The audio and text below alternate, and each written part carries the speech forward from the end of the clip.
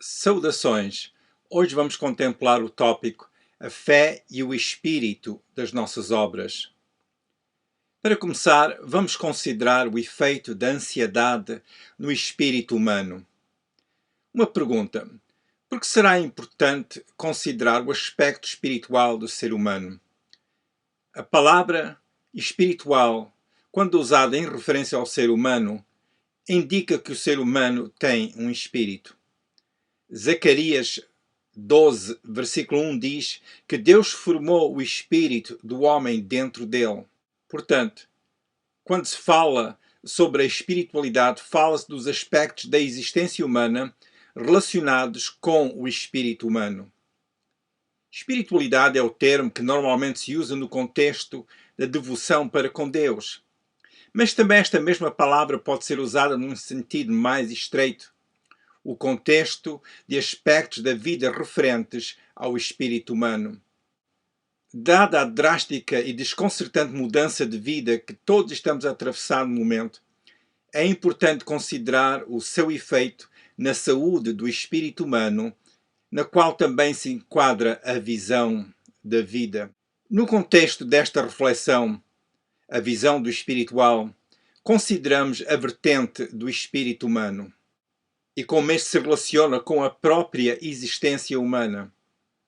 E nesta época em que o mundo social está a conhecer alterações tão radicais, convém considerar a postura do nosso espírito. Como pessoas que temos o nosso lado espiritual, como deverá ser a nossa visão de vida e como continuar a cuidar dos nossos respectivos alvos da vida? Nesta altura, como em qualquer outra, continuamos a cuidar do nosso corpo, da nossa alma e também nosso espírito, segundo os bons princípios que têm sido comprovados ao longo do tempo. Continuamos nutrindo a nossa comunhão com Deus que nos criou. O lado espiritual do ser humano é muito importante. Vejamos um exemplo da importância do espírito humano quanto à sua capacidade de ser visionário. Faço aqui uso de uma referência ao espírito do povo hebraico na altura em que estava sujeito à escravidão e conforme lemos no livro de Êxodo, capítulo 6. Há dias celebramos a Páscoa e nessa altura comentei sobre esta escravidão e a primeira Páscoa. Pode ver no YouTube no vídeo Páscoa, a visão profética, número 1. Quando Moisés foi enviado ao povo hebreu que estava na escravidão e lhes falou sobre a libertação que Deus lhes iria dar, o povo não o quis ouvir. Eu penso que quando alguém está em aflição e lhe vem a promessa de libertação da parte de Deus, que essa pessoa ficaria animada. Mas não foi o que aconteceu com o povo hebraico. A razão de eles não quererem ouvir Moisés foi por causa da sua ânsia de espírito e por estarem há tanto tempo sob escravidão. Vejamos o que diz Êxodo capítulo 6, versículo 9. Deste modo falou Moisés aos filhos de Israel, mas eles não ouviram a Moisés por causa da ânsia de espírito e da dura servidão. O estado de aflição era tal que as pessoas nem conseguiam mais encontrar o ânimo que necessitavam para o seu espírito. Eles estavam tão condicionados pelas suas circunstâncias que já não tinham ouvidos para uma notícia de esperança. Vimos então que o espírito humano pode entrar em tal estado de ansiedade que pode perder a visão do seu próprio destino. O povo hebraico estava numa situação em que a sua identidade era precisamente o que eles estavam a viver. No entanto, não era essa a vida que Deus lhe estava a propor. Este exemplo mostra-nos que é importante a pessoa manter a saúde do seu espírito. É importante manter a visão espiritual, porque há razão para viver com sentido de destino em Jesus. Cada um de nós deve cuidar do seu lado espiritual. Isto é feito mediante a nossa comunhão com Deus e com a sua palavra, a Bíblia. Compreendendo esta faceta da existência humana, procuramos o nosso bem-estar ao fazer uma boa gestão da nossa vida. É decisivo cuidarmos da nossa saúde física, psicológica e também da saúde espiritual. Porque é no conjunto harmonioso destas três facetas do corpo, da alma e do espírito que processamos a visão e os alvos da vida. É também neste mesmo conjunto da existência humana que a fé tem a sua função. A fé, pela sua natureza, permeia e dá vitalidade aos nossos atos. Por isso, nesta vertente do espírito humano, é importante considerar a fé. Fé, como já comentei no vídeo 3 desta série, é a instrução bíblica que recebemos e é o ato exercido na base desta mesma instrução. Portanto, ao considerarmos a nossa vida na sua existência do corpo, da alma e do espírito, tomamos em conta a instrução de Deus, o nosso Criador, a instrução que Ele nos tem dado mediante as Escrituras. Como vimos no vídeo número 4 desta série, A Visão do Espiritual, as nossas obras são evidência da nossa fé. As obras do ser humano são segundo a sua natureza. Se o ser humano agir sem fé ou sem considerar o seu Criador, as suas obras serão apenas fruto da sua humanidade. Mas se o ser humano agir considerando Deus em tudo o que fizer, então as suas obras terão um impacto num nível diferente. Provérbios 3, versículo 6 diz: reconhece-o em todos os teus caminhos e ele endireitará as tuas veredas. As obras de quem reconhece Deus em tudo o que fizer serão de maior amplitude no tempo e no espaço. É como a árvore que vai dando o seu fruto a seu tempo, e o seu fruto chega a outros lugares. É importante compreender que a fé não é algo restrito a certos compartimentos da vida. Ou seja, não é boa prática dizer que para certos assuntos que a fé não é chamada e que para outros assuntos então a fé já poderá ser expressa. É bom compartimentalizar certas responsabilidades. Por exemplo, aos cuidados específicos ligados à família e aos cuidados que só fazem sentido no local de emprego. Mas quanto à fé, esta é um dos valores que está sempre conosco, porquanto faz parte integral do nosso ser. A fé faz parte do nosso processo de raciocínio e faz parte das nossas decisões. A fé faz parte da nossa visão de vida e tem o seu lugar em todas as nossas atividades. Por isso, em tudo o que fizermos, a fé está presente na sua forma de instrução, a fé está presente na sua forma de fundamento de pensamento, a fé está presente na forma de inspiração, a fé está presente no processo de cumprirmos com as nossas responsabilidades e na realização dos nossos alvos. Por que terá a fé, então, tanto significado? A fé tem significado porque a fé vem a nós da parte de Deus e da sua palavra. A fé é importante porque Deus faz parte de toda a faceta da nossa vida. Deus faz parte de todo o tipo de assunto da nossa vida que esteja ou estará em processo de desenvolvimento. Os que já entregaram a Deus toda a sua vida também aceitam que Deus está presente e a cumprir os seus propósitos. Vejamos o que nos diz o Salmo 37, versículo 5. Entrega o teu caminho ao Senhor, confia nele e ele tudo fará. No Salmo 139, lemos que o salmista coloca-se diante de Deus porque desejava ter tal comunhão com Deus na qual ele se sentisse como pessoa conhecida por Deus. O salmista reconhece neste salmo que Deus o conhecia muito bem, porém ele desejava mais do que isso. Vejamos o que diz o salmista para o fim deste mesmo Salmo 139, nos versículos 23 e 24. Sonda-me, ó Deus, e conhece o meu coração. Prova-me e conhece os meus pensamentos. E vê se há em mim algum caminho mau e guia-me pelo caminho eterno. No princípio deste salmo, o salmista diz que Deus o conhecia à distância.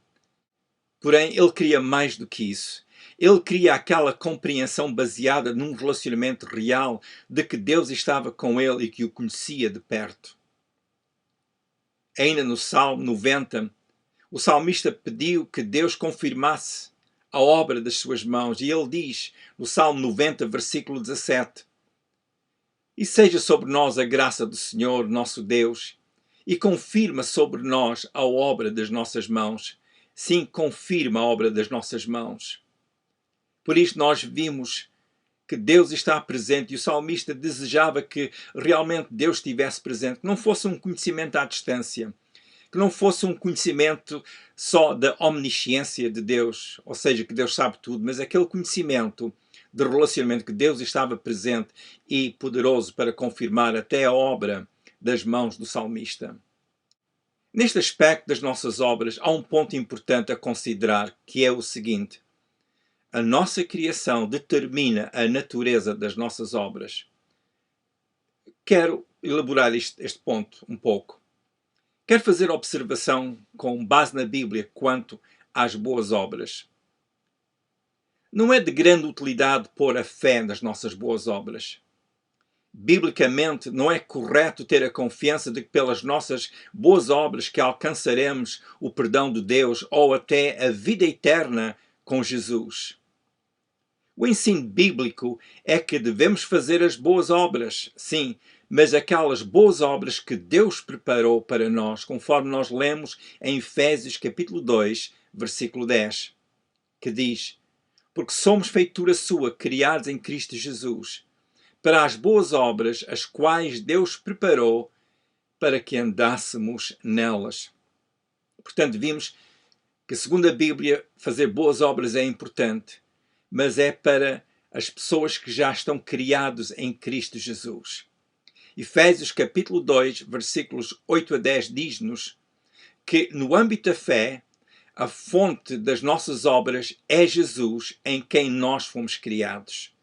Portanto, é esta criação que me refiro. É que a partir desta criação em Jesus, a natureza das nossas obras são aquelas que têm a bênção de Deus. E são aquelas que Deus preparou para que nós andássemos nelas. Efésios capítulo 2, versículos 8 e 9 diz-nos claramente que a salvação não vem das obras para que ninguém se glorie. E diz que a salvação é pela graça de Deus. Devemos fazer boas obras, porém estas boas obras têm que vir da pessoa que já está criada em Jesus, ou seja, nasceu de novo, entregou sua vida a Jesus. Notemos que a Bíblia diz que o mundo foi criado por Jesus. E este aspecto é relevante. Podemos ler em João, o Evangelho, segundo São João, capítulo 1, versículos 3 e 4, que diz: todas as coisas foram feitas por ele, por Jesus. E sem ele nada do que foi feito se fez. Nele estava a vida, e a vida era a luz dos homens. O princípio é o seguinte: ao estarmos ligados a Jesus como quem recebe a sua luz, a inspiração e propósito quanto ao que fizermos será aquela que vem daquele por quem Deus criou todas as coisas. Por isso, estando em Jesus, o que nós produzimos é aquilo para o qual vamos recebendo a sua iluminação. Isto é também ter visão. Servimos com a compreensão de que o que fazemos teve a sua origem e a inspiração no nosso Criador. Como diz Efésios 2:10. Nós somos feitura sua, ou criados por Deus em Jesus. Somos obra de Deus. Precisamente para estas boas obras que são a expressão da nossa fé. Portanto, estando em Jesus, os nossos atos expressam o propósito e natureza daquele a quem nós estamos ligados. Lembremos-nos que Deus nos criou com um sentido de propósito. Neste propósito, não só encontramos a nossa realização com pessoas, mas também o cumprimento de obras que são proveitosas. Do nosso ministério, que é o nosso serviço diante de Deus, nasce por estarmos em Jesus. Por sua vez, a natureza e beleza de Jesus são manifestas nas obras que nós fazemos.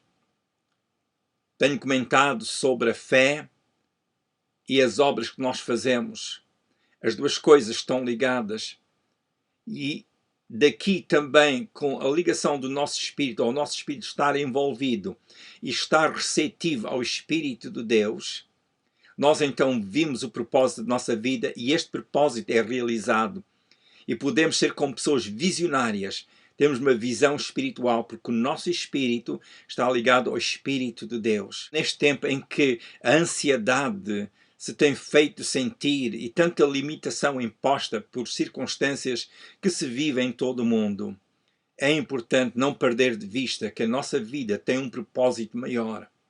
Deus nos tem amado bastante, que Ele deu Jesus Cristo para vir a este mundo, dar a sua vida em resgate, para nos salvar, para o perdão dos nossos pecados.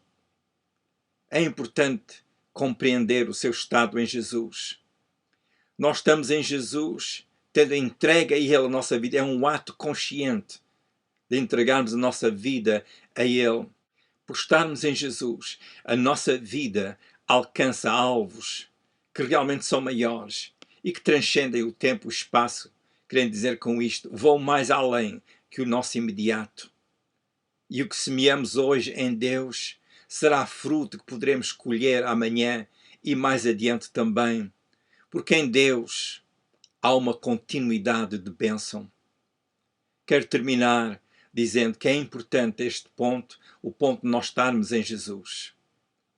Alguém poderá perguntar, mas como é que eu posso estar em Jesus? O que é que eu posso fazer para ser salvo? Nós encontramos a resposta a esta pergunta no livro aos Romanos, capítulo 10, versículos 9 a 11, que diz: a saber, se com a tua boca confessares ao Senhor Jesus e em teu coração creres que Deus o ressuscitou dos mortos, serás salvo. Visto que com o coração se crê para a justiça e com a boca se faz confissão para a salvação. Porque a Escritura diz, todo aquele que nele crer não será confundido. Queira dizer então com sinceridade, na base desta Escritura que li, e se deseja ser salvo, faça destas minhas palavras suas palavras, dizendo: eu creio que Deus ressuscitou Jesus dos mortos. E creio que, segundo as Escrituras, sou justificado por Jesus. Eu creio no meu íntimo que Jesus é o Salvador. Perdoa os meus pecados, meu Deus. E obrigado pela promessa de que todo aquele que crê em Jesus não estará em confusão. Se disse estas simples palavras, crendo em Deus que nos deu Jesus, que morreu na cruz pelos nossos pecados, creia que Deus o ouviu, aceite que Deus o salvou. Se desejar mais informação, entre em contato comigo pelo meu e-mail que segue. E esteja atento aos próximos vídeos, onde vou comentar mais sobre os princípios seguros para a realização da visão espiritual. Que a bênção de Deus esteja na sua vida.